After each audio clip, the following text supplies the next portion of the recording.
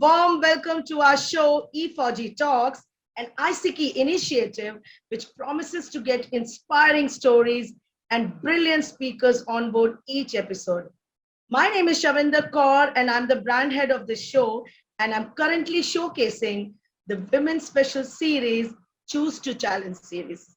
And today I feel so proud that we have with us Miss Aaddi Gupta, young tennis player, along with a proud father, Commander Anup, retired from the Indian Navy, and Mrs. Priyanka, ex-corporate HR manager for GE Genpact, her proud mother.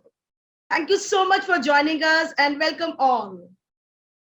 Thank you so much. Thank you so much for having us there. Great, it's a pleasure. All right. So before we start the conversation, Mr. Commander Anup, you would like to say something? No, I was just saying thank you for having us over here so that we can really bring forth and hope this interview or talk by Aaddi brings about a small bit of inspiration, however little it might be, for other kids across the spectrum of forces. Absolutely. This is the whole soul motive of this show as well. So before we start our conversation, I want our viewers to know more about our guest today. Well, Aaddi started her tennis at the age of 7 and started playing seriously at the age of 12. She decided to quit full-time studies and pursue her dream of winning an Olympic medal for India. And hence the decision to move to Spain. Well, it is the Mecca of tennis.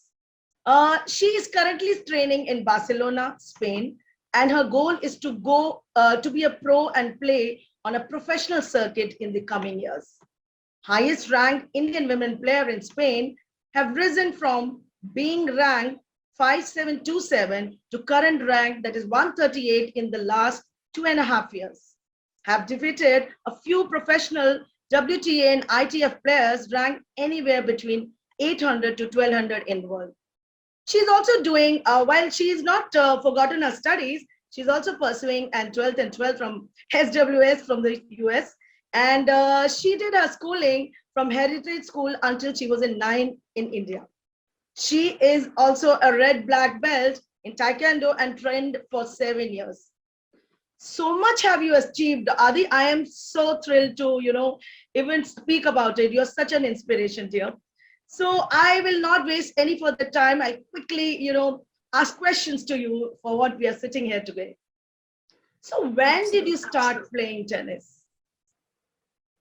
Honestly, I think I've been playing tennis since as long as I can remember, because I remember my sister used to play when she was younger, I think maybe around 5 or 6 years old. And I remember being on the courts, picking up balls for her, getting her water bottles and everything since I was 2, maybe. And then it just became a family affair, going to the courts over the weekends and while dad was in the club or my sister was training or something. And it just became something to escape studies or to escape the monotony of every day from.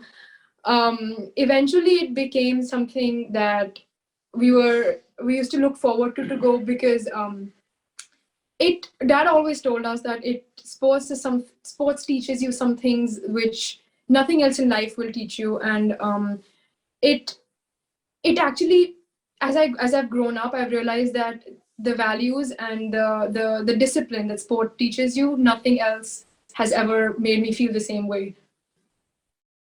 Beautiful. And like your father is a true soldier and he has imbibed those, discipline in the kids. That's Definitely evident with that part.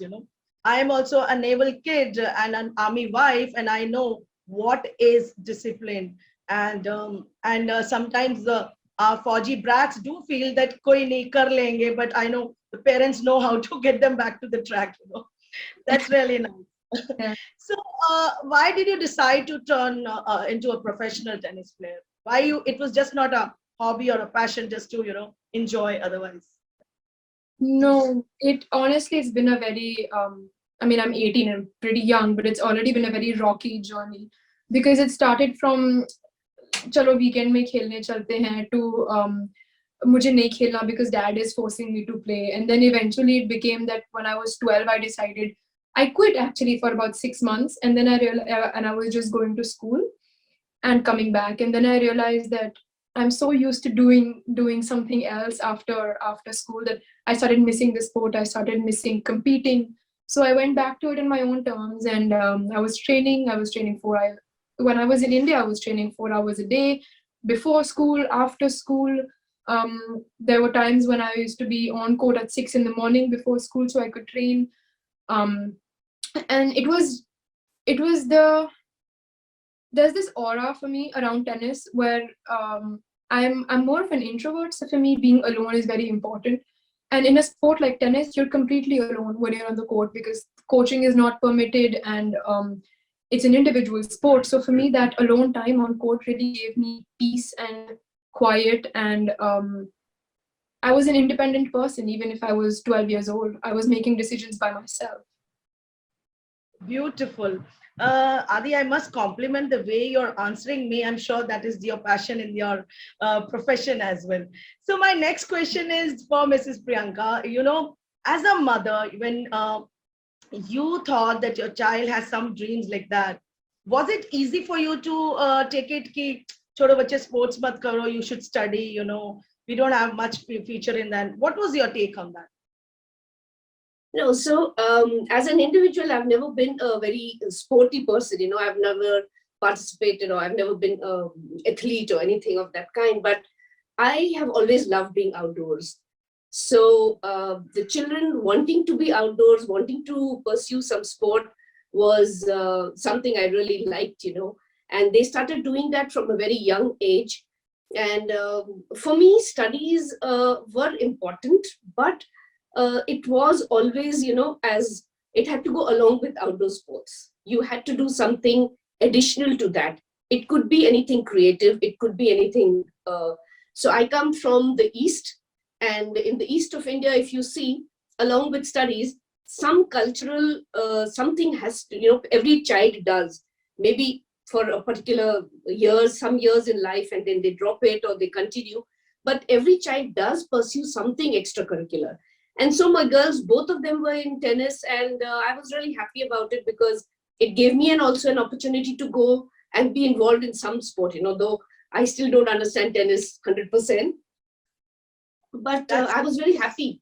I was very happy that they were doing it. And studies, it was never that studies priority. It always had to go along with it.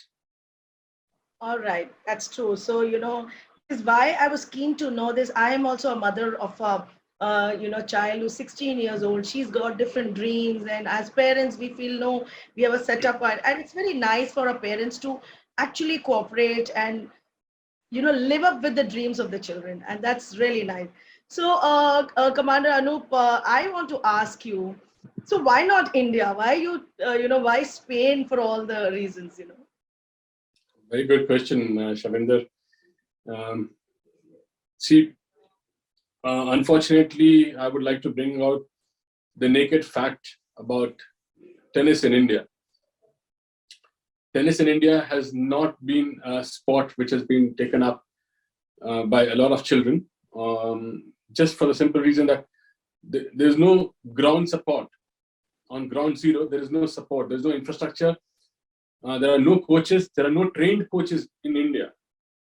We may see a few names here and there, but they are anywhere close to what international coaches actually provide. And that is one of the reasons, if you see, 99.5% of all so-called professional players, be it men's or women's player in tennis in India, from India, have always traveled westwards to get coaching.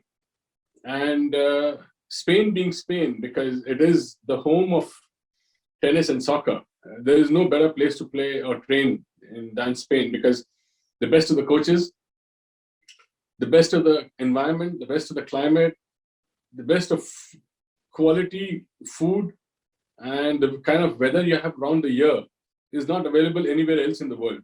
Anywhere else in the world. And hence, the choice was only Spain. That's it. And that is why we zeroed in. And we were lucky to have zeroed on the current coach that Aaddi has, Mr. Walter Grunfeld, and he's tough like a hammer. If he comes down on you, he's just short of breaking you down, but making sure that the nail gets hit properly. Yeah. So something like our IMA NDA ustads, I can say that. We're very particular about that. Absolutely. Absolutely. That's why Aaddi says that he's a drill instructor, drill ustad, all coach, father, all rolled into one. She doesn't miss me at all. In fact, she's never missed me here. She feels at home at other place, with the discipline around. Yeah, I'm meeting her for the first time in 2 years. I've not seen her in 2 years. So Aaddi, you must thank me, that I made all of you sit together and have a conversation for that. Definitely, no, yeah. That's very nice. And another question, Commander Anup, I also wanted to ask, since that we are asking. I also know you're a proud father of a soldier who's a flight cadet, Vedika Gupta. So discipline, I'm sure, is imbibed in it. So how, as parents, you've been supportive, and what are the challenges that you're actually facing? See, why I want my viewers to know it. Any child who wants to pursue that should know what are the challenges as parents that you're facing. I would not call it challenges, because we are all first-time parents. There's no school for parenting, unfortunately. Right? We all learn by our own mistakes, and I'm sure we made enough mistakes in teaching or bringing up the girls. Somewhere along the line, they probably not agreed to certain things. They've agreed to a lot of things, but most of the time it's been a disagreement all along. And I think disagreement brings about a lot of ideas that to forge your character, your life, which otherwise would have gone unexplored. So disagreement in a form has been good, and we've realized that the biggest challenge is to ensure that children want to pursue what they want to do. We introduce them to something, right? But sometimes, in fact, one of the reasons Aaddi left playing tennis for 6 months was because of me, because I punished her, right? So somewhere along the line, if she had left tennis and she had not taken it as she's taken it up now, maybe I could have probably been the reason for not supporting her. But I guess it somewhere has helped punishing her. I would not say punishment is the way to is the road to something, but punishment is not the word that we look in inverted commas as punishment. It is a punishment of a different sort. But yes, it is a challenge each day, especially in the environments that we live in, wherein the parents, in this kind of society that we all live in, we are all, with no offense meant to anybody else or any other student, any other kid, for whatever they're doing in their lives. But following a sport as a career in India is not looked up to very gratefully, because they think, पढ़ लिख के बनोगे नवाब and खेलोगे कूदोगे बनोगे खराब. So that's what. It's tough, actually, because the society that we are, we pay more importance to education, because academics help, you will do something, you'll manage to do something in life, not realizing that what you learn in sports, the skills, the survival skills, help you more in life. So I would say it was challenging for the children when they were younger, because we tried to discipline them as per some things that we learned and some that we probably imbibed in the atmosphere that we were growing up. And now it is challenging for us, because now we have to listen to them. True. So Very true. It's a role reversal now. Absolutely. And one thing I really want to add to it is that, if the child has that kind of the spirit of doing it, then we should not stop the child. That is very important. Challenges will be there anywhere, be it anywhere, for a corporate or an army life or a Fauji life for that matter. any life for that matter, but the child should take the onus of the decision. You know, that is very important. That's my personal. I've been an academician for almost like 15 years, headed many schools. The only thing which I tell my children is that, you know, take the onus of the responsibility and know that tomorrow you should not be, you know, regretting what you're doing. And why not? Failures are there, but successes also will lead. So that's really nice. Adi, I really want to know what is your schedule like, you know, and what are your fitness regimes that you take care of?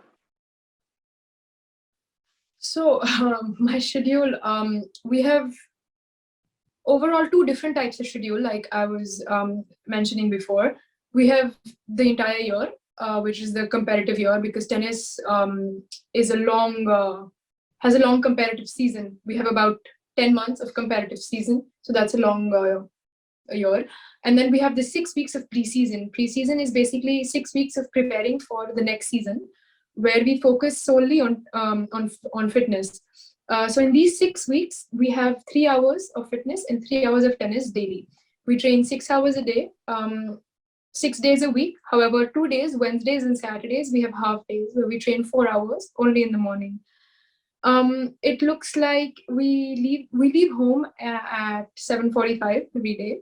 We start training at 8:30. We train from 8:30 to 1. And we are divided into groups of 2 hours of fitness and 2 hours of tennis.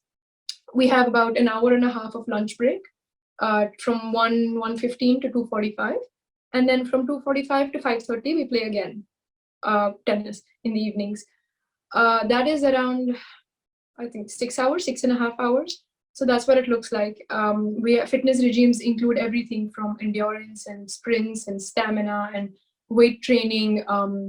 Specific weight training is a very important thing in tennis, which we've learned, is that every player has different things that they need to work on, different areas where they are good, where they need more work. So the best thing about here, this academy, is that everything is very individualized. Every player's specific needs are looked after. Suppose I need more work on endurance, so my fitness plan is tweaked according to what I need more. Okay, so that is a day schedule that you have, that you maintain the day. All right. So what are your future plans, like competitions? What are the upcoming competitions and training that you're actually pursuing currently? So this year was more playing national tournaments in Spain, to create a more solid base in the national rankings, which would help me get entries into ITF Futures. ITF Futures are basically tournaments where you start playing professional tournaments. They're the first step, the basic tournaments that you start when you want to turn pro. So I will be starting them next year. And there are other tournaments called UTR tournaments, Universal Tennis Rating tournaments, which offer the experience to play with players who are already professional. And with there's prize money as well. So, it's easier to travel. It helps a little bit in traveling. Luckily in Spain, the good thing is that in and around Barcelona, you have national tournaments, you have futures, you have UTR tournaments. With a variety of these tournaments, any level of player can come and learn the tennis at their own level. So there's so much variety that it helps each player grow at their speed and their level, and everything is available here. Exposure is much higher. Yes. And apart from that, I would also want to add that with the exposure, it's not only like when you're playing in India, you're playing the circuit of Indian players only. Over here, you have players from across the globe. So the exposure of playing international is, even if you're playing national tournaments, you're competing with international players. So the exposure is much higher. Absolutely, absolutely. And of course, the experience is absolutely par excellence with the best coaches around. So I've almost come to the end of the program, but before that, I really want to ask Commander, what are the kind of funds that is required? I want my viewers to know, any parent who's, the child is thinking of that. So how expensive it is to take care of a child's dream like that? Very, very pertinent question, which actually shapes the dreams and breaks them as well, is how strong is your financial backbone. To bring out a very basic fact, tennis is the costliest sport to learn in this on the planet. It's costlier than any other sport. I thought golf was expensive. Yeah, people look at golf as expensive. Sports are very expensive, definitely. But tennis, if you were to Google the costliest sport to learn, tennis would be the number one pop-up. So yes, you need to have deep pockets, and unfortunately, being Fauji's, our pockets were always stitched short. So we actually, to make them long, we had to dig deep holes in it. So there are no more pockets; there are only holes currently. So that substantiates our current financial situation, and it's a very, very costly sport. But my guide to all parents would be to. We all assume, or we all feel that our child or ward has the talent to pursue, but you need to give it a try, give it a shot, and see how far the child is going, and then take it up, because it's a risky proposition. It's not easy, and yes, it's really expensive. It costs you anywhere between 3 to 5 lakhs a month. Anywhere, 3 to 5 lakhs. And that's a bloody lot of money. It's not some small. And we don't have any foster lands to sell, which we could probably, sell and walk away with the money from. So this interview should also help us in probably reaching out to people to help seek financial support from Faujis, from non-Faujis, from the civil world, from anybody who thinks that Aaddi has the talent to come forward and win that elusive medal in women's tennis at 2024, 2028 Olympics, whenever it happens. True, and it's we wish Aaddi all the very best for our endeavor, and we are this show is actually hosted to not only inspire our viewers, and also we would like to generate that kind of fun for Aaddi, and so that she can bring that pride to the nation. And before I wind up, one last question to Aaddi. Could you just tell me 3 tips to the generation of your era, the Gen Next, who wants to pursue their dream, be it sports or any other thing for that matter? It's what I've learned growing up is whether it's sport, academics, music, create anything, it's about 3 things. It's about the drive, that every day you wake up with the passion of something that drives your day. So passion. Second is discipline, because with the passion you need to put in the work, and that is what is the most necessary thing. And the third thing is enjoying it, because sometimes along the way we forget that it's a hard life, it's a hard path, but why did we start it? Because we enjoy it. Sometimes getting down to the most basic things like having fun on the court, we forget it. So that is the 3 things, that's the pillar of everything. Beautifully answered, Aaddi. It looks like a Miss Universe answer, I must say. Very nice. Thank you so much. And in the end, I just want to say a few lines for Aaddi. In mind, if we have conceived something and heart can believe it, then we can achieve it. And you're a true example for that, Aaddi. Thank you so much, ma'am. Truly inspiring, and kudos to your Josh. Stay blessed and all the very best for your future endeavor. And I'm just hoping that post your medal, you remember me and I'll host you again, Definitely. You're my first interview, ma'am. There's no way that I forget this. Absolutely. And all the very best to your wonderful, proud parents, Commander Anoop and Mrs. Priyanka. You both are doing a brilliant job, to live up your child's dream. And I request all our viewers to support as much as you can in the form of funds, so that this child can pursue a dream and bring the laurels to the country. Thank you once again for being part of this interesting Women's Special Series, Choose to Challenge. Thank you so Thank much. you very much. Have a good day. Thank you. So if you wish to share inspiring stories, please contact me at shavi@efaujitalks.com. And I thank all the viewers to please like, share, and subscribe to our channel. And do not forget to donate generously for this cause, and we are here together for a cause today. For more interesting stories, please stay tuned. Jai Hind. Jai Hind. Thank you. Thank you.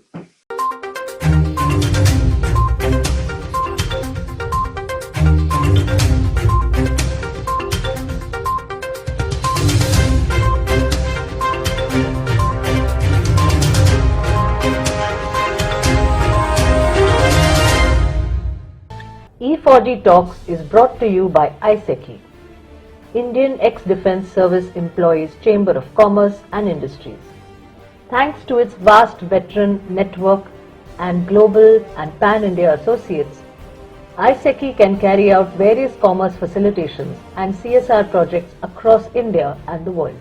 Some of IESECCI's core capability areas are Skill India, Atmanirbhar Bharat, Digital India, any ex-serviceman welfare or job program, Swachh Bharat Abhiyan related projects, telemedicine and healthcare training and job scheme, Save Water scheme, defense industry SME, MSME cluster and hub development, maritime training and inland water training with job facilitation, Canada study, job and permanent residency opportunity, e-commerce, Andaman and Nicobar commerce opportunities. IESECCI's global reach includes countries like Indonesia, Slovakia, Canada, Nepal, Singapore, Rwanda, USA, UK. Above all, it is IESECCI's effort to create a veterans brand made by the veterans, for the veterans and made up of the veterans. Every Indian's support is invaluable in this journey. IESECCI is a registered society for ex-servicemen's welfare and envisions that every veteran should be a part of India's economic growth story. It is the aim of IESECCI to create an enabling commerce platform that will empower and synergize the veterans' talent pool. This is possible only with the support of entrepreneurs, businesses and consultants from civil society. All proceeds, if any, are utilized for the welfare of ex-servicemen and for public charity.